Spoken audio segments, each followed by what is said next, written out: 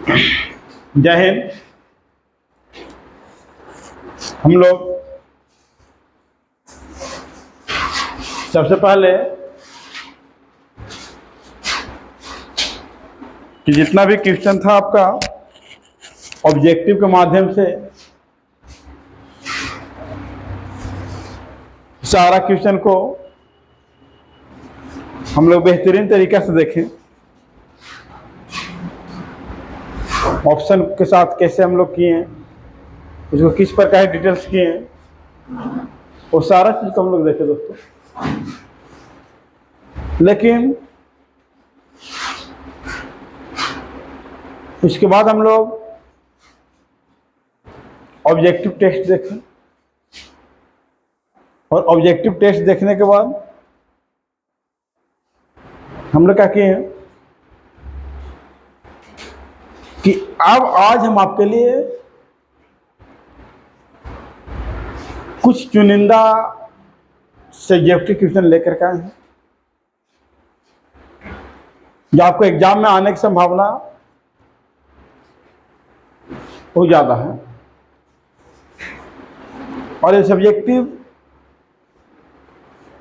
3 part में हम लोग क्या करेंगे, कवर करेंगे। आज ये पहला पार्ट है, इसके बाद दूसरा पार्ट और तीसरा पार्ट चलेगा। 3 पार्ट में हम लोग कवर करने का प्रयास करेंगे, क्योंकि जो वीडियो का जो लेवल वो आपको 20 से 30 मिनट के बीच रहना चाहिए। लेकिन इसके पहले जो ऑब्जेक्टिव टेस्ट का जो लेवल था वो जा करके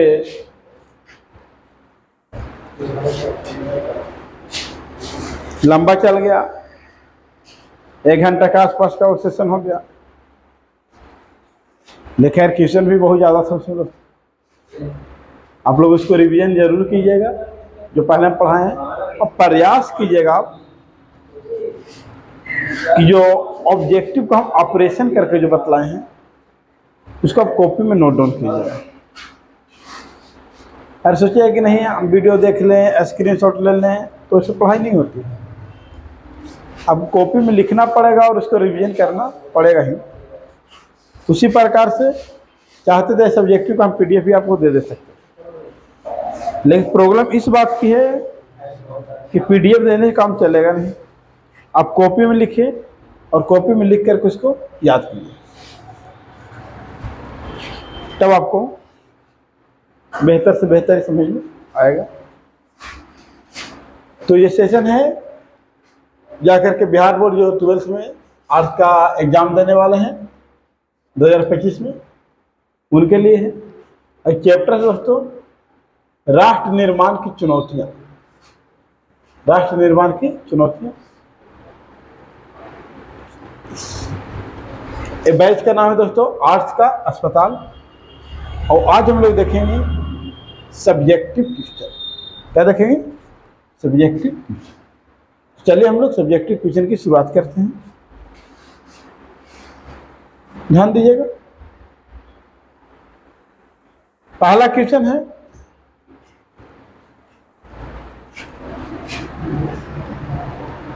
कि राज्य पुनर्गठन आयोग की स्थापना क्यों की गई? तो राज्य पुनर्गठन आयोग की जो स्थापना की गई दिसंबर 1953 में की गई। इसमें राज्य पुनर्गठन आयोग की स्थापना की गई, यानी कि दिसंबर 1953 में राज्य पुनर्गठन आयोग की स्थापना की गई। राज्यों को भाषाई आधार पर गठन पुनर्गठन करने के लिए राज्य पुनर्गठन आयोग की स्थापना की गई थी। आगे क्यों की गई थी? तो राज्यों के, यानी किसको दोस्तों? राज्यों को भाषा के आधार पर, राज्यों को किसके आधार पर दोस्तों? भाषा के आधार पर गठन करने के लिए राज्य पुनर्गठन आयोग की स्थापना की गई। इसमें आपको समझना है कि राज्य पुनर्गठन आयोग के अध्यक्ष कौन थे?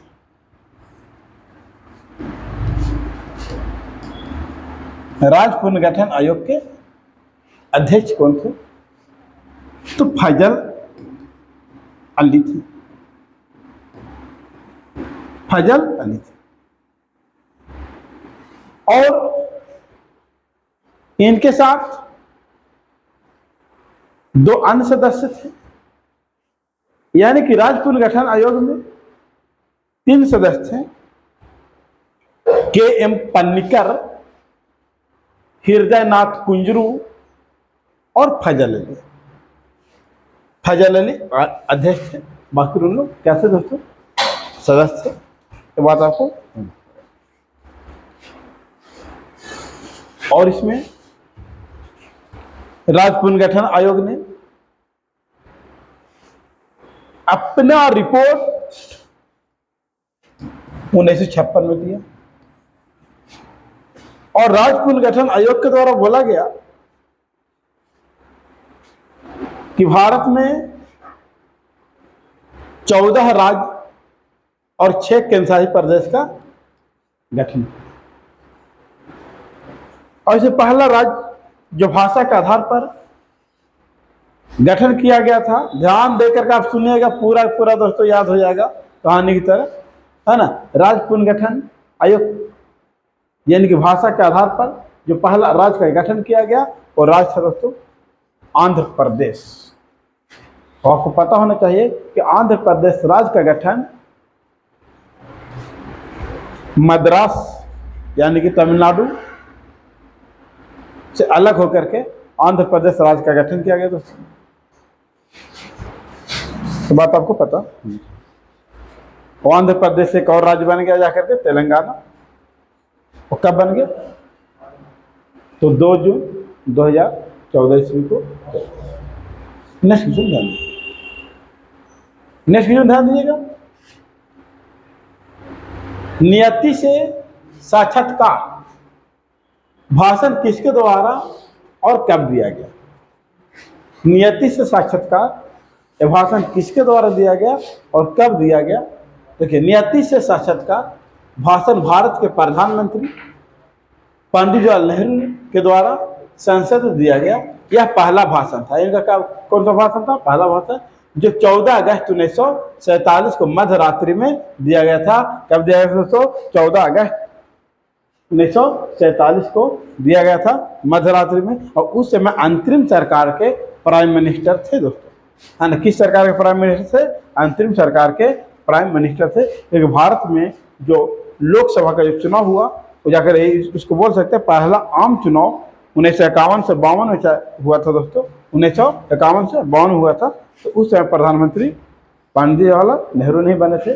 और अब जाकर के इस समय अंतरिम सरकार में प्रधानमंत्री किनको बनाया गया था? पंडित जवाहरलाल नेहरू को बनाया गया था। तो आपको सीधा सीधा याद रखना है कि नियति से साक्षात्कार भाषण भारत के प्रधानमंत्री पंडित जवाहरलाल नेहरू के द्वारा संसद में दिया गया।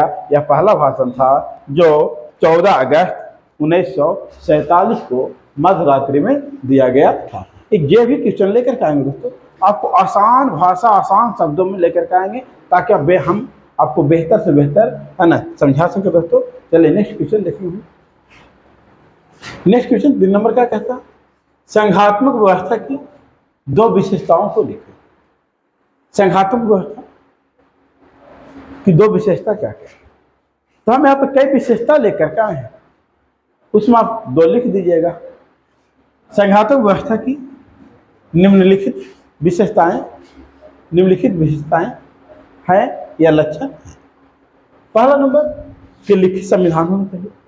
हमारा देश क्या है? एक संघात्मक देश है। हमारा देश का अपना लिखित संविधान है और जाकर के पूरा विश्व का सबसे बड़ा संविधान भी है दोस्तों, यह भी आपको पता होना चाहिए। दूसरा नंबर संविधान की सर्वोच्चता, यानी संविधान जो है हम लोग का सर्वोपरि है। संविधान सर्वोपरि है, उसके बाद ही कुछ है ना दोस्तों। तो संविधान को क्या सर्वोच्चता होनी चाहिए? सर्वोच्चता का सर्वोपरि। शक्तियों का विभाजन, शक्तियों का क्या होना चाहिए दोस्तों? बंटवारा होना चाहिए। न्यायपालिका, कार्यपालिका, है ना, ये सारे लोगों को बीच में शक्तियों का क्या होना चाहिए? विभाजन होना चाहिए दोस्तों। दोहरा शासन, है ना, किस प्रकार का शासन होना चाहिए? दोहरा शासन। केंद्र का अलग शासन होना चाहिए, राज्य का अलग शासन हो, केंद्र का अलग जिम्मेदारियां होनी चाहिए, राज्य का अलग जिम्मेदारियां होनी चाहिए। स्वतंत्र न्यायपालिका जो हम लोग का है वो किस प्रकार का दोस्तों? स्वतंत्र न्यायपालिका किस प्रकार की होनी चाहिए? स्वतंत्र न्यायपालिका होनी चाहिए दोस्तों। ठीक है, चलिए नेक्स्ट क्वेश्चन की बात करें। विधेयक क्या है, विधेयक क्या है। तो जब कोई प्रस्ताव विधानमंडल में या संसद में बोल सकते हैं कानून बनाने के लिए रखा जाता है, याद रखिएगा कि जब कोई प्रस्ताव विधानमंडल में या संसद में कानून बनाने के लिए रखा जाता है तो उसे विधेयक कहा जाता है। तो उसे क्या कहा जाता है, विधेयक कहा जाता है।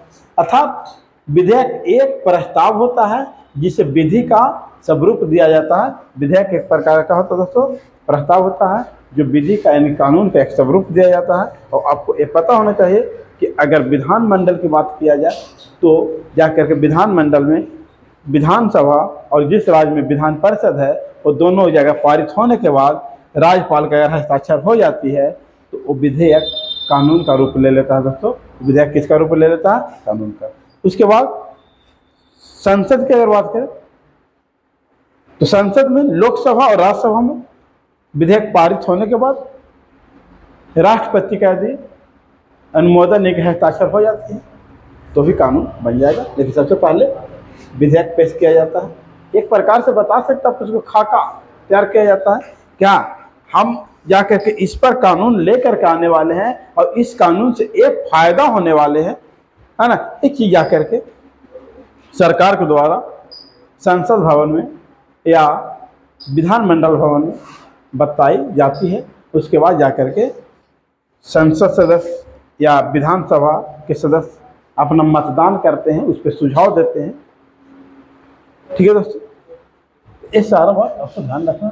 और देखिए यहाँ पर बहुत आसान है कि जब कोई प्रस्ताव विधानमंडल में कानून बनने के लिए रखा जाता है तो उसे विधेयक कहा जाता है। अर्थात विधेयक एक प्रस्ताव होता है जिसे विधि का स्वरूप देता है। चलिए नेक्स्ट बात करें। अब बात होगी धन विधेयक। धन विधेयक साधारणतः आय व्यय से संबंधित विधेयक धन विधेयक कहा जाता है। जब आय व्यय से संबंधित कोई अगर विधेयक है उसे क्या कहा जाएगा दोस्तों, धन विधेयक। धन विधेयक पेश करने से पहले राष्ट्रपति की अनुमति लेना कहे दोस्तों बहुत जरूरी है। धन विधेयक पेश करने से पहले राष्ट्रपति की अनुमति लेना बहुत जरूरी है। धन विधेयक जो पेश किया जाता है दोस्तों वो जाकर के सर्वप्रथम लोकसभा में पेश किया जाता है, राज्यसभा में पेश नहीं किया जाएगा। हाँ, धन विधेयक सबसे पहले कहाँ पेश किया जाएगा, लोकसभा में। उसके बाद कहाँ जाएगा, राज्यसभा में जाएगा दोस्तों। तो देखिए बहुत आसान शब्दों में लेकर के आपको लिए है कि साधारणतः आय व्यय से संबंधित विधेयक धन विधेयक कहा जाता है। धन विधेयक पेश करने से पहले राष्ट्रपति की अनुमति लेना आवश्यक होता है। धन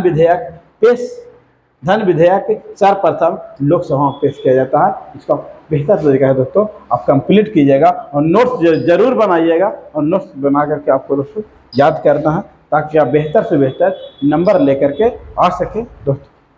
ठीक है, चलिए नेक्स्ट क्वेश्चन की बात करें। नेक्स्ट क्वेश्चन, लोकतंत्र में मतदान का क्या महत्व। आखिर लोकतंत्र में हम लोग वोट देते हैं, वोट करते हैं, उसका महत्व क्या है। तो लोकतंत्र में मतदान का निम्नलिखित महत्व। सबसे पहले क्या है कि मतदान देश का भविष्य क्या करता है, तय करता है। मतदान देश के भविष्य को क्या करेगा दोस्तों, तय करेगा।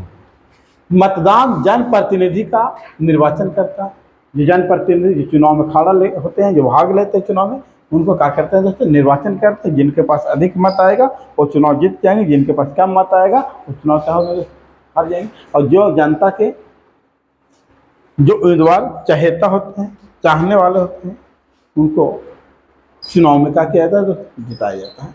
मतदान ही देश का सरकार करता है, तय करता है। मतदान से ही दोस्तों देश का क्या तय होगा, सरकार तय होगा। मतदान देश में भ्रष्टाचार पर रोक लगाती है। मतदान से ही देश में भ्रष्टाचार पर क्या लगेगी, रोक लगेगी। और मतदान नागरिकों को देश के प्रति जागरूक करता है। मतदान नागरिकों को देश के प्रति क्या करता है दोस्तों, जागरूक करता है।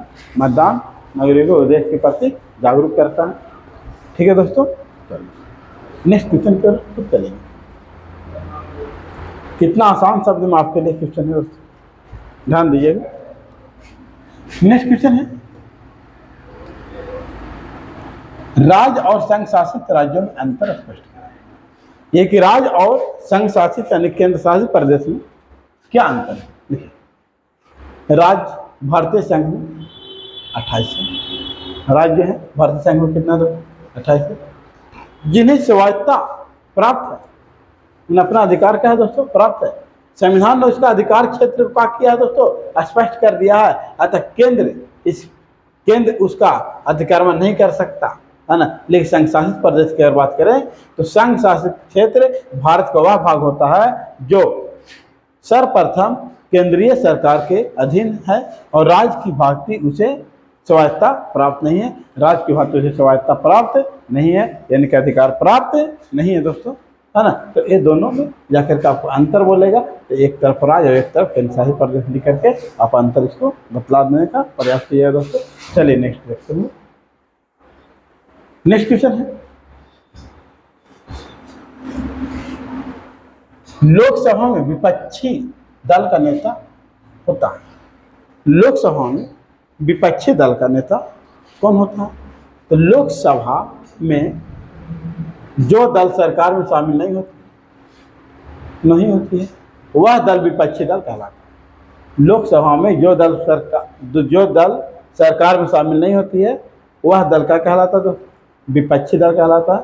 लोकसभा में विपक्षी दलों द्वारा एक नेता का चुनाव किया जाता है, एक नेता का क्या चुनाव किया जाता है। आपको पता होना चाहिए कि 18वीं लोकसभा के जो विपक्षी दल के जो नेता चुने गए हैं उनका नाम है क्या दोस्तों, राहुल गांधी, ठीक है, जिसे विपक्ष का नेता कहा जाता है।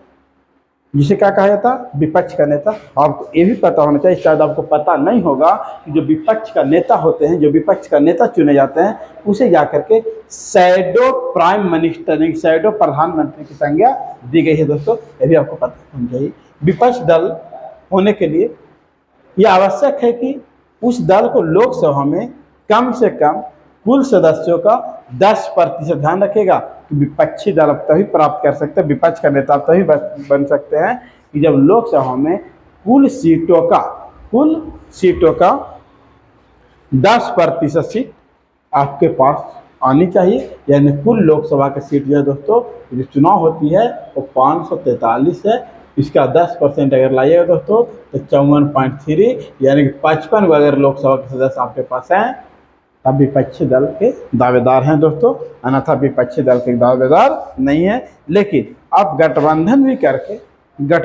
करके आप विपक्षी पार्टी का दावेदार हो सकते हैं।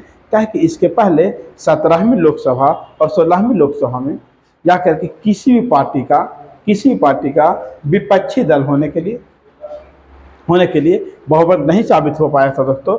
लेकिन इस वर्ष 18वीं लोकसभा में आपको विपक्षी पार्टी होने का जो बहुमत साबित हो पाया है वो जाकर कांग्रेस पार्टी को साबित हो पाया है, जो कि कांग्रेस पार्टी ने जाकर के 99 सीट लेकर गया है दोस्तों। कांग्रेस पार्टी ने कितना सीट लेकर के आया है, 99 सीट लेकर के आया है लोकसभा के चुनाव, 18वीं लोकसभा चुनाव में। और जाकर के बीजेपी की सीट भी आपको थोड़ा ध्यान रखने की जरूरत है।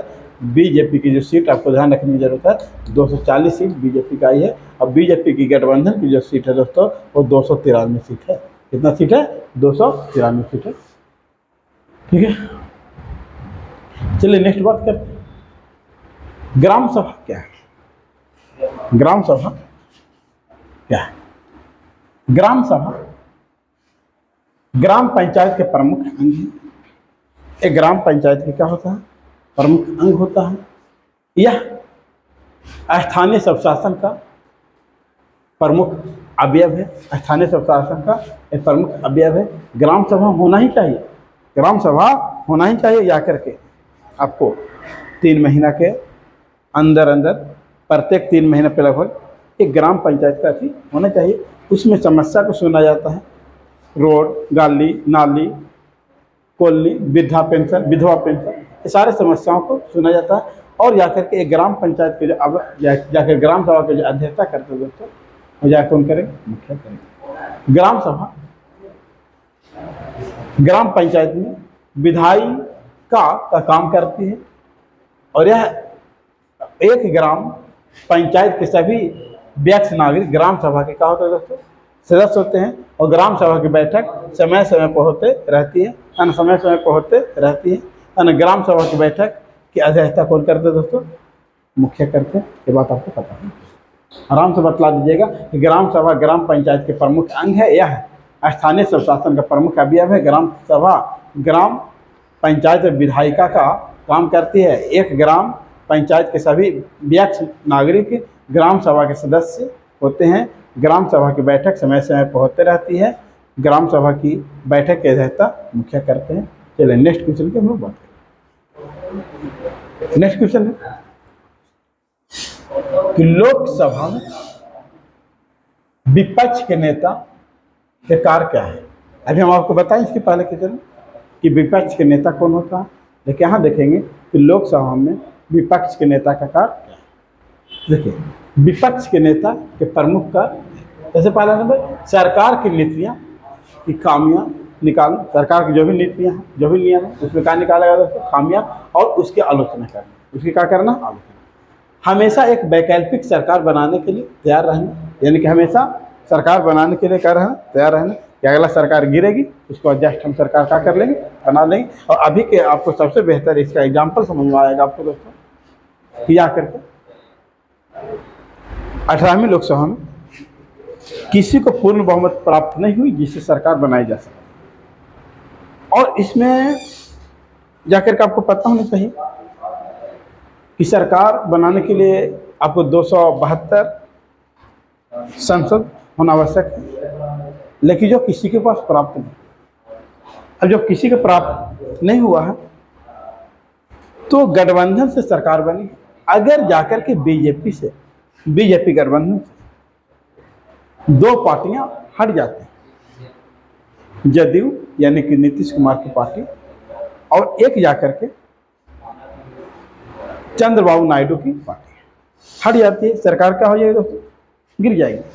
तुरंत जाकर के विपक्ष वाला तैयार बैठा हुआ है कि आपका सरकार जैसी गिरेगा हम सरकार क्या करेंगे दोस्तों, बना सकते हैं।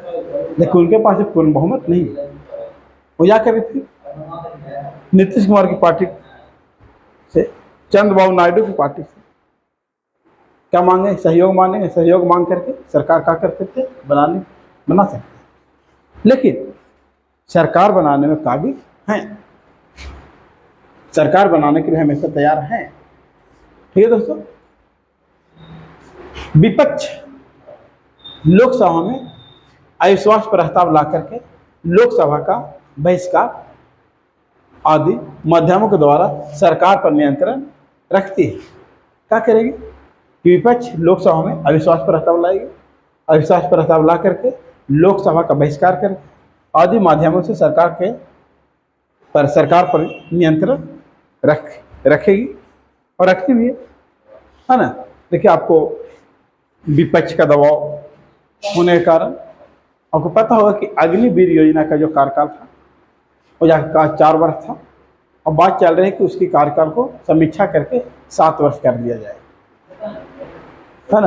तो इससे जाकर के विपक्ष एक मजबूत होनी चाहिए।